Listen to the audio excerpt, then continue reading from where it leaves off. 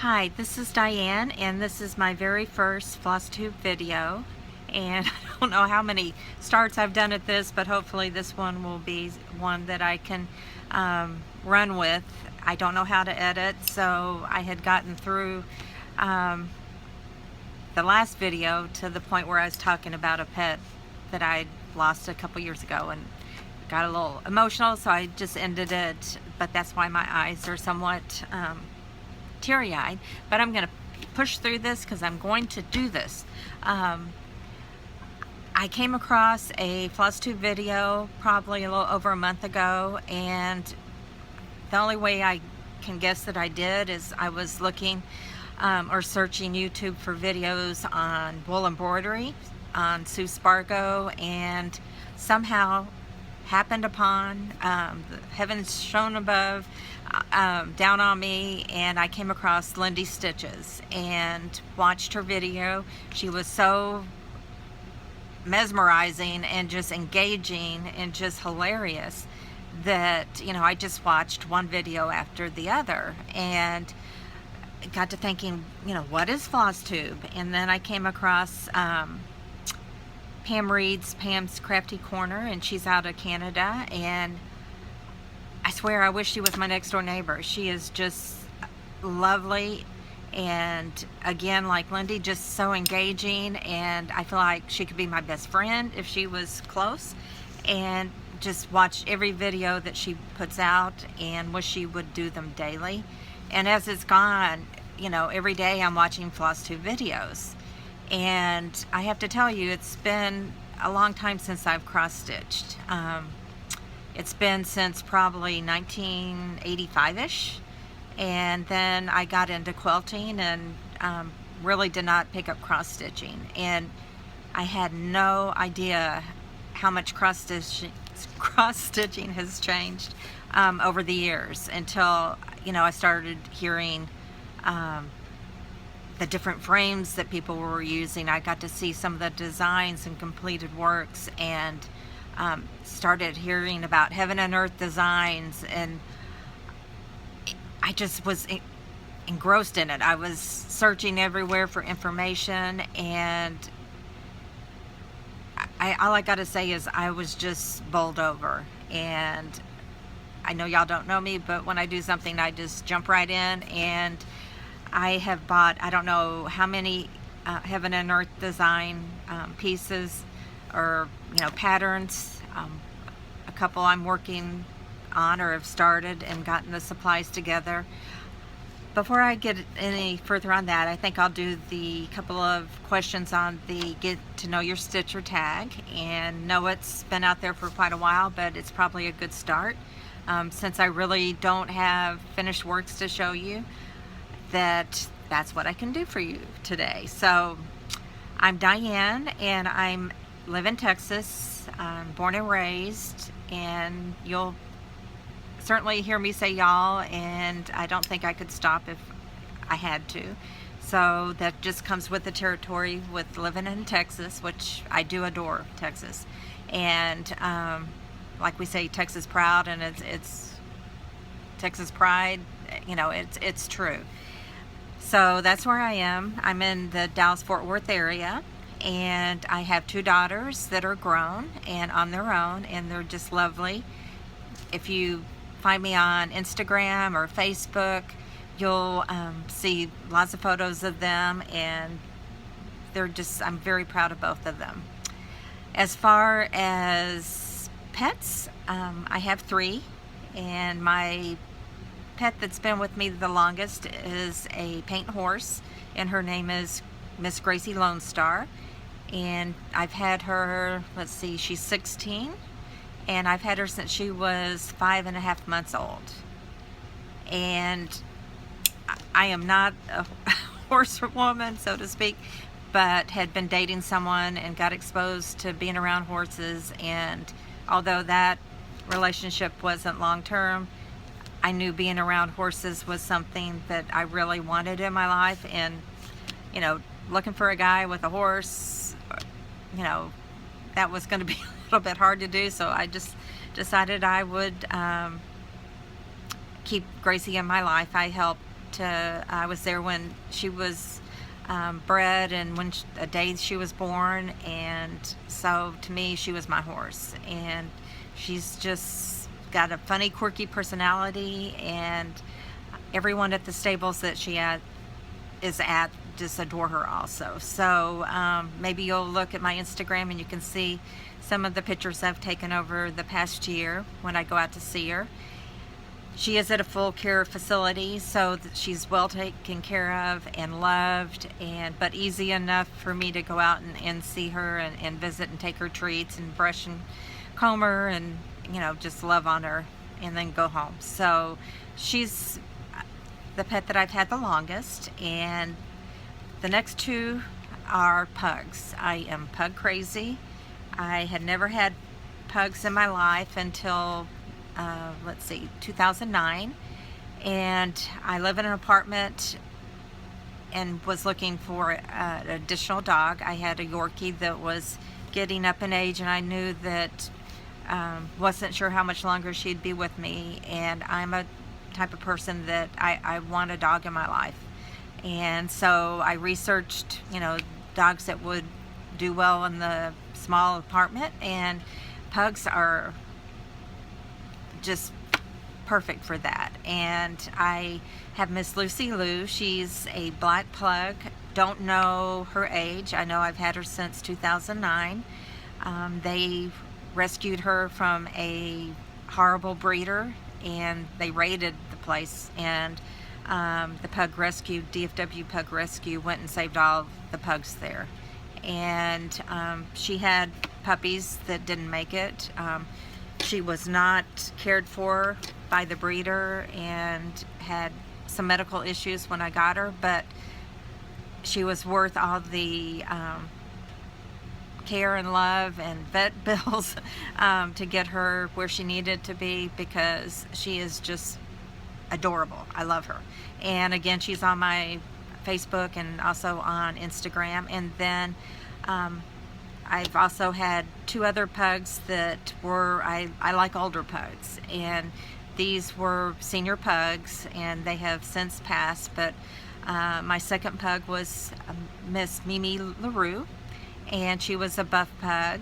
And then when she passed away, I adopted Henry Dancing Bear, and he was also age unknown. He had been hit by some type of vehicle, left to die in Kilgore, Texas. And DFW Pug Rescue, even though Kilgore's, I guess, almost 2 hours away, they called and asked if they would come get him and get him the medical care that he needed. And they did. And that's what I love about DFW Pug Rescue, is they take not only the healthy young adoptable dogs, but they also take the seniors and those with some critical medical issues. And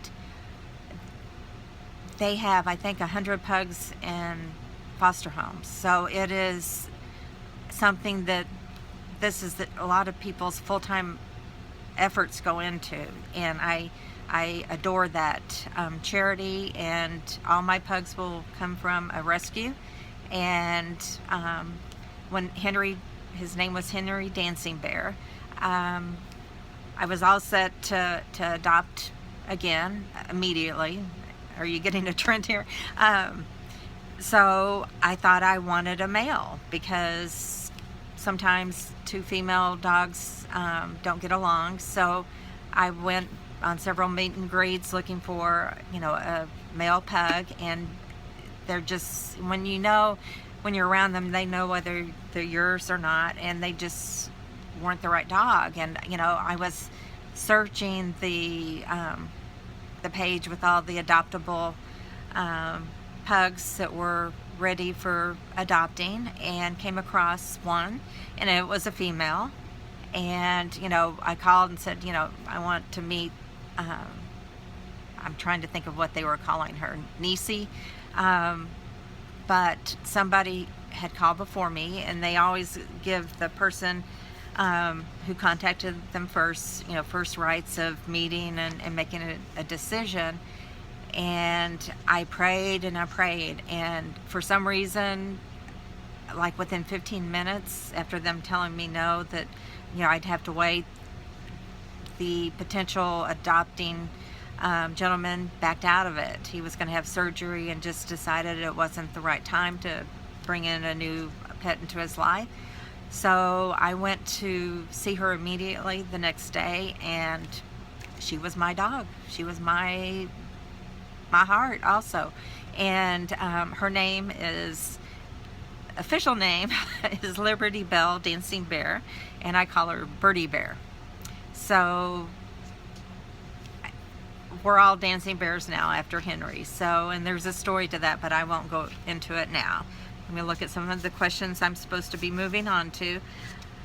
So you know about my 2 children, my 3 pets, and favorite TV shows. Dancing with the Stars. I love Dancing with the Stars and watch that, and I am heartbroken when the season's over and I have to wait for Bachelor to go through its run to come back. But I always adored that. It was something my mom and I shared. She passed away a couple years ago, and she loved it dearly. So that's one show I keep up with. And also I love NCIS, and on Netflix, any of the BBC, the Call Your Midwife, Foles War, almost every series, mystery series that they have, I've watched and continue to watch. So those are the ones that are off the top of my head. Favorite movie, I don't really go to many movies, but I think the one that I really love and could watch over and over again is You've Got Mail. And the one criteria I have for both books and movies, they have to end happy. And I will read the last chapter or listen to the last chapter of a audiobook to know, and if it's not a good happy ending, I get too emotionally invested, I'm not going to proceed with it. So that is my movie. Books, I won't even admit to how many audiobooks I have off of Audible, but all through my day you can see me with my iPhone with earphones, and I'm listening to a book, and I'll re-listen to books that I really like, the Harry Potter series and several others that you could just listen to over and over again. So I'm a lover of books, mostly audio now. And music, I think I would just generally say country music or sometimes pop are my favorite. And some of them, you know, they cross over the country songs to the pop, you know, so it's kind of a blurry line there. But I love country and western music and love to go dancing too. Let's see if there's anything else. I already mentioned the 2 Flosstubes that I was drawn into cross stitch again, and I can tell you I had no idea that there are so many frames available. There's Heaven and Earth Designs, which I had no idea what that was. Parking, I had no idea. Needle minders, Q-snaps I had seen for quilting but never thought of for cross stitch. So I have bought countless Heaven and Earth Design patterns. You know, they have those cells, and who can resist them, knowing that, I mean, they're a commitment to do, so the likelihood of ever actually doing them all is not likely. I have started several, I've written them down. Alice Descending, and it's Alice in Wonderland. It's really not wide at all, but very long, and it's really cute, her going down, I guess, the rabbit hole. And then also the Amy Stewart Heaven and Earth Designs, like the bookshelves and the mini world travels is just outstanding. So I've started those, and also Becoming Brave. I saw that on one of the videos for Flosstube and just adored it. So also I've barely started each one of these. Of course, you know, they're when you accomplish just one square, you know, you've done 100 cross stitches. So, and a lot of it is pebbling and, you know, a couple of stitches in one color. So even one square is an accomplishment. I've also started Death by Cross Stitch and have got that just a little bit started, and then came across, I know I've seen Prairie Schooler patterns before back when I was in the 80s. I know I have, and of course I can't put my fingers on any that I may have purchased at that time, but I came across someone showing, I think they're finished product or finished pieces, and it was the ABC. It was outstanding. I can't even imagine how much time went into that. So I actually found and have purchased some through, most of them through eBay. Of course, they're off the market, and I've received, I think, 3 of them, but there's more booklets to come. Also, Tree Farm I've ordered, and then today I've just ordered the garden alphabet. So knowing me, I'm a starter of projects, and it's not necessarily the finished piece that I'm going for. It's the process and the enjoyment of it, and something to do while I'm listening to books or watching Flosstube. So it's not, I'm just not geared towards belting out finished projects. So anyway, so if I started a whole lot, you know, it's just me that has to pay for them, so it doesn't worry me a bit. I like whatever catches my fancy at the time. Oh, that was one thing that I think I didn't answer. What is one word that would describe you? And I don't know if I can come up with one word. Maybe quirky, eclectic, bohemian. Not real sure, but one of those would probably fit if you got to know me a little bit better. Also, I think that's all I've bought all kinds of patterns, all kinds of fabrics. I've bought Q-snaps or the off-brands from Michaels, and also bought their, I'm trying to think, Edmonds frame, and then the one from Joann's, or not Joann's, from Michaels that was, you know, almost the same as it. After buying both of those, I went and got the Edmonds after using the Michaels version. I think it's loops and hoops, and it just didn't hold up.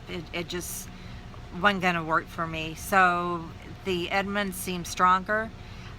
There was a frame that I also saw online that is no longer, I think it was on Facebook that I saw it, and the husband that made his wife the stand is, or frame, is in nursing school, and they won't be selling any until the summer. So this month is my birthday, so I thought I always have to treat myself and buy my own birthday present. So I landed on a Lowry frame, and you know, I was really leaning towards the wood type frame. Ultimately, I would like the one that I found on Facebook, and the name of the seller is not coming to my mind, but the Heartcrafts, there's one out of Canada, and ultimately, you know, I'd like to save up and get that one. And so that's down the line, but a Lowry frame is on its way to me, and it's not wood at all, and it's metal, but it's collapsible. It's very handy to, you know, put together, get whatever you're working on that frame, and then put it away at the end of your sewing period and get it back out. So I will let you know what I think once it comes here. It's coming from the UK, but I believe I saw the shipping already heading this way. But so I've got a lot of things in the works, and let me see what else I was going to tell you. I don't know, I'm just going to give it all a try, and I just want to thank everyone that consistently puts out the Flosstube videos for us to enjoy, and it is inspiring. And obviously each one of you has enabled me to want to go purchase something. So I'm in it knee deep, and hopefully we'll have something to show you soon. And God, my voice is cracking up. Hold on. Back. Anyway, before my voice goes, it's kind of getting crackly here. I'll say goodnight, and hopefully we'll maybe have something to show you in process. Oh, Mirabellas. I love them. I have bought quite a few patterns, and need to order some of the acrylic and the Mill Hill beads to get those going, but those are just delightful. So I will keep watching your videos, and hopefully I will have something to share with you in the near future. So happy stitching.